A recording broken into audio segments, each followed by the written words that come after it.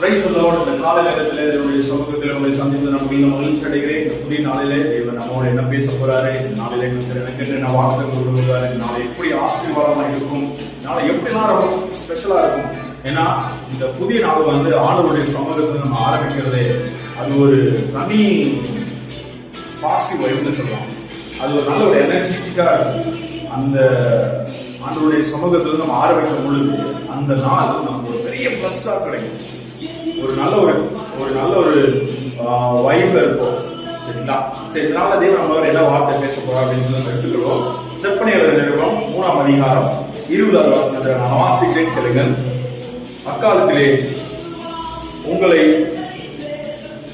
உங்களை கூட்டிக் கொண்டு வருவேன், அக்காலத்தில் உங்களை சேர்த்துக் கொள்வேன். உங்கள் கண்கள் காண நான் உங்கள் சிறையிருப்பை திருப்பும் போது பூமியில் உள்ள சகல ஜனங்களுக்குள்ளும் நான் உங்களை கீர்த்தியும் புகழ்ச்சியுமாக வைப்பேன் என்று கர்த்தர் சொல்கிறார்.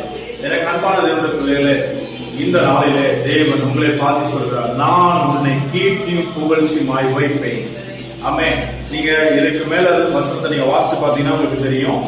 நீங்க யாருக்கு முன்னால நீங்க வெட்கப்பட்டு கூணி குறுகி நீங்களோ அவங்க முன்னால நான் உயர்த்து நான் சொல்றேன். அதனாலதான் அதே வார்த்தை தான் இந்த வசனத்திலையும் சொல்றாரு.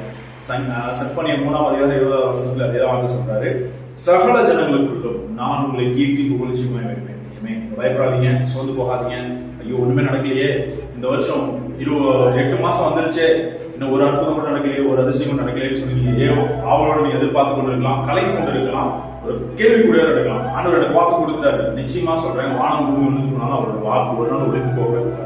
நிச்சயமா சொல்றேங்க, நீங்க சோர்ந்து போகாதீங்க, பயப்படாதீங்க. தேவனுடைய சமூகத்துல இந்த வார்த்தையை சொல்லி நீங்க அறிக்கை பண்ணுங்க. ஆண்டவர் எனக்கு கொடுத்த வாக்குத்தத்தம் இதை நான் உண்மையாவே விசுவாசிக்கிறேன், இதை 100% நான் நம்புறேன் அப்படின்னு சொல்லி நீங்க விசுவாசத்தோடு நீங்க ஏற்றுக்கொள்றீங்கன்னா நிச்சயமாய் கர்த்தர் உங்களை வெட்கப்படுத்த மாட்டார். உங்களை கீர்த்தியும் புகழ்ச்சியும் சகல ஜனங்களுக்குள்ளும் சரிங்களா? நீங்க பயப்படாதீங்க, சோர்ந்து போகாதீங்க. கர்த்தர் உங்களோட இருப்பார். ஆமென். ஹேப்பினஸ்.